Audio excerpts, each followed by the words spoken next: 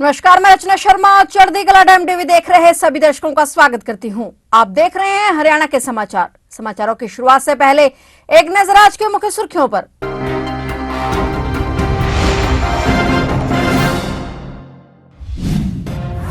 दिल्ली में हरियाणा भाजपा चुनाव समिति की आज बैठक। लोकसभा उम्मीदवारों के नाम पर आज दिल्ली में हुआ मंथन। आगामी लोकसभा चुनावों को लेकर की विस्तृत चर्चा। मुख्यमंत्री मनोहर लाल ने बुलाई कैबिनेट की मीटिंग। 6 मार्च को होगी हरियाणा कैबिनेट मीटिंग। कई अहम फैसलों पर लगेगी मुहर। आज किसान शुभकर्ण का अंतिम संस्कार। किसानों ने दी श्रद्धांजलि। शुभकर्ण के पैतृक बल्लो गांव में लोगों का हजूम।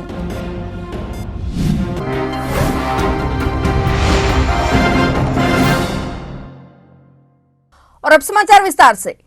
लोकसभा चुनावों के मद्देनजर हरियाणा बीजेपी चुनाव समिति की आज बैठक दिल्ली स्थित हरियाणा भवन में हुई है। इस बैठक में मुख्यमंत्री मनोहर लाल और हरियाणा बीजेपी के अध्यक्ष नायब सिंह सैनी भी मौजूद रहे। बैठक में केंद्रीय मंत्री भूपेंद्र यादव, केंद्रीय मंत्री राव इंद्रजीत सिंह, पूर्व प्रदेश अध्यक्ष ओपी धनखड़ और पूर्व केंद्रीय मंत्री चौधरी वीरेंद्र सिंह भी शामिल हुए। वहीं हरियाणा के गृह मंत्री अनिल विज, कैबिनेट मंत्री कंवरपाल गुर्जर, पूर्व राष्ट्रीय सचिव सुधा यादव, पूर्व कैबिनेट मंत्री कैप्टन अभिमन्यु, रामविलास शर्मा और राज्यसभा सांसद सुभाष बराला समेत तमाम सदस्य शामिल हुए। बता दें कि हरियाणा में भाजपा इलेक्शन मोड में चल रही है। रोहतक भाजपा मुख्यालय में प्रदेश अध्यक्ष नायब सैनी ने संकल्प पत्र को लेकर लोगों द्वारा सुझाव लेने की प्रक्रिया शुरू कर दी है। रोहतक और गुरुग्राम में पार्टी के नेता लगातार मंथन कर रहे हैं। 2 दिन में अब तक लगभग 12 से अधिक बैठकों का आयोजन किया जा चुका है। इसके बाद आज दिल्ली में चुनाव समिति की बैठक बुलाई गई। सीएम मनोहर लाल ने जानकारी देते हुए बताया कि आज नई दिल्ली स्थित हरियाणा भवन में लोकसभा चुनाव समिति की बैठक में हिस्सा लिया और आगामी लोकसभा चुनावों को लेकर विस्तृत चर्चा की।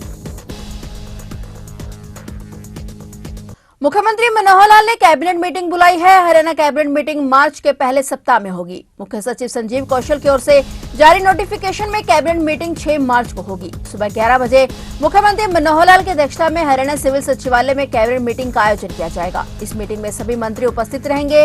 अहम बात यह है कि मार्च के दूसरे सप्ताह में लोकसभा चुनावों को लेकर आचार संहिता लगने की संभावना है और इस मीटिंग में सीएम मनोहर लाल कई अहम फैसलों पर मुहर लगा सकते हैं।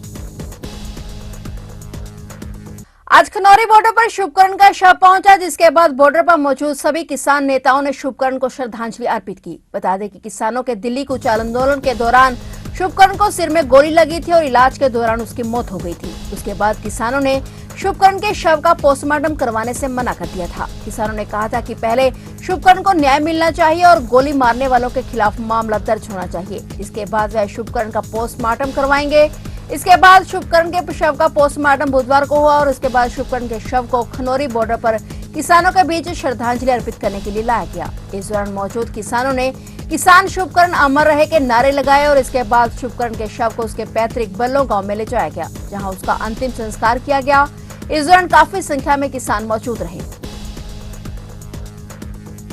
किसान आंदोलन पार्ट 2 में हिस्सा लेने वाले युवा किसानों के लिए बड़ी मुश्किलें खड़ी हो सकती हैं। युवा किसान जो शंभू बॉर्डर की तरफ बढ़ रहे हैं या किसी भी तरह का उपद्रव मचाते कैमरे में कैद हो गए, उनकी पहचान के बाद उनके पासपोर्ट और वीजा रद्द करने की तैयारी की जा रही है। बॉर्डर पर हरियाणा पुलिस द्वारा लगाए गए बड़े बड़े IPTV कैमरे और ड्रोन कैमरों से हर चेहरे को कैद कर उसका रिकॉर्ड पासपोर्ट ऑफिस में भेजने की तैयारी कर रहे हैं। हरियाणा पुलिस भारतीय एम्बेसी में उपद्रव मचाने वाले ऐसे सभी लोगों की फोटो भेज रही है ताकि इनके पासपोर्ट और वीजा रद्द होने के साथ इनकी पहचान भी हो सके।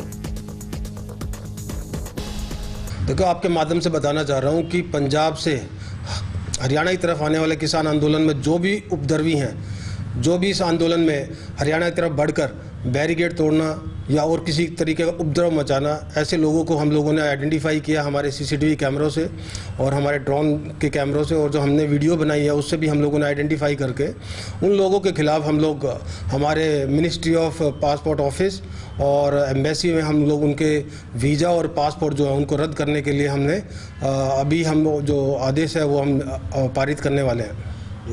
सर, और क्या कुछ कार्रवाई जो है इसमें की जा रही है, किस तरीके से आइडेंटिफाइड कर रहे हैं? कुछ फोटोग्राफ जारी भी की थी?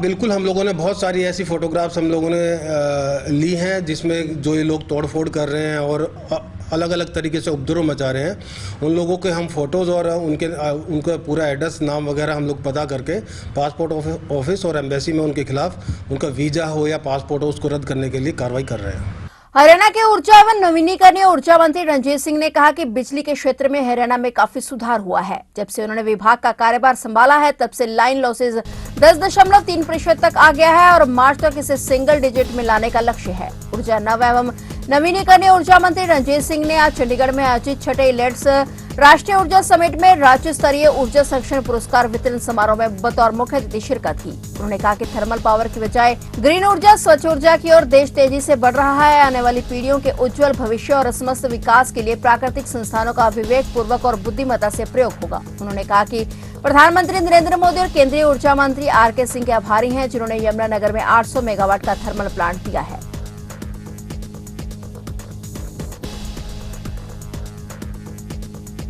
हरियाणा एक कृषि प्रधान राज्य है, अतः यहाँ कृषि अवशेषों से स्वच्छ ऊर्जा के उत्पादन की आधार संभावना है। हमारे किसान भाई कृषि अवशेषों को प्राय खेत में ही जला देते हैं, जिससे न केवल प्रदूषण होता है बल्कि धरती की उपजाऊ शक्ति का भी ह्रास होता है।